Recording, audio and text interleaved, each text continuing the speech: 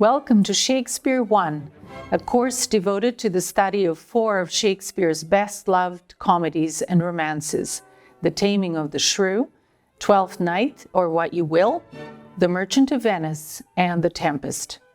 In the course, you will also have the opportunity to study George Eliot Clarke's The Merchant of Venice Retried,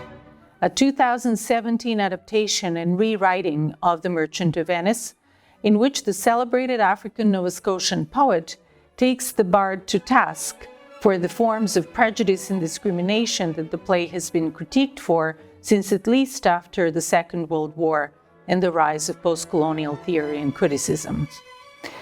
This is a course for those who know and love Shakespeare already, as well as for those who are Shakespeare curious, those who may have encountered some of his plays in one form or another throughout their schooling, and who may be feeling a little intimidated about embarking on a senior university-level study of his work, especially if, as one of my students said to me some years ago, "But Prof, I don't speak Shakespeare." Do not worry. I wish to alleviate any such concerns that you might have by reassuring you that this course has been developed to guide you step by step through the plays. Following the outline and the suggested stages and timelines will ensure that you advance and complete the course successfully. For each of the plays and each module, you will also be directed to additional articles or books. These will help expand your knowledge of each play and give you a deeper insight into the vast body of existing knowledge on just about every facet of Shakespeare's work. In each module, you will also be directed to well-known stage and film adaptations of each play. After all, plays were written to be performed, and we can best appreciate each play script only when we see it lifted off the page, come to life each time differently in each performance. Adaptations of Shakespeare's plays are not a new phenomenon by any chance. Adaptations of his work proliferated shortly after his death and have continued without cessation to the current day. For example, between 1660 and 1820, all 37 of Shakespeare's plays were revised, with a total of at least 123 adaptations during this time. While many modern adaptations typically show homage or deference to Shakespeare's works, in the 18th century, the revisions, such as John Dryden's and William Davenant's The Tempest or The Enchanted Island, totally supplanted the original, as all known performances for quite some time afterwards were of the revised versions rather than the original. George Eliot Clarke's rewriting is of the irreverent revisionist kind for sure,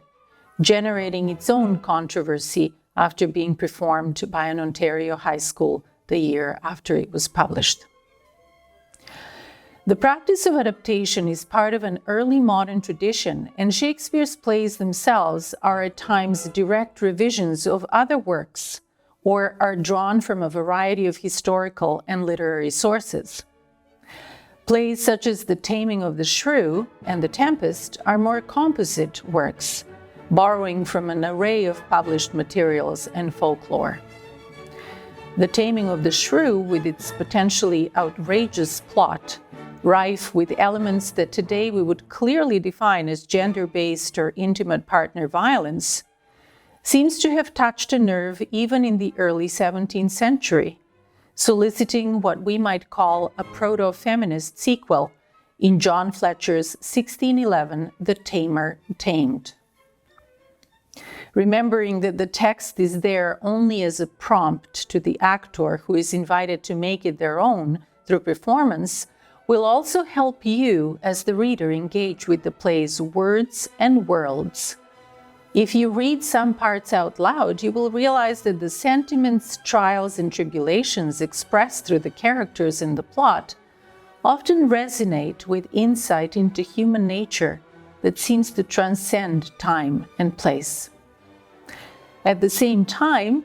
as audiences who are removed from the plays by about 500 years, part of our endeavor will be historical in nature, as we seek to understand the assumptions and worldview represented in a time that was, by many accounts, very different from our own.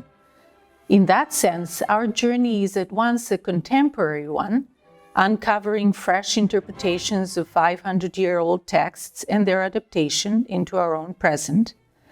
as well as an archaeological one, as we attempt to peer into a distant past with its own rules and customs. Being the interdisciplinary scholar that I am, you will notice that in the lectures and other learning materials, I draw upon a number of different disciplinary contexts that I use to make the plays more legible and interesting to you. Fields such as feminist theory and gender studies, post-colonial scholarship and insight, performance theory, as well as historical scholarship. I invite you to join me in this venture, step by step, following the learning plan for the course as it has been laid out for you,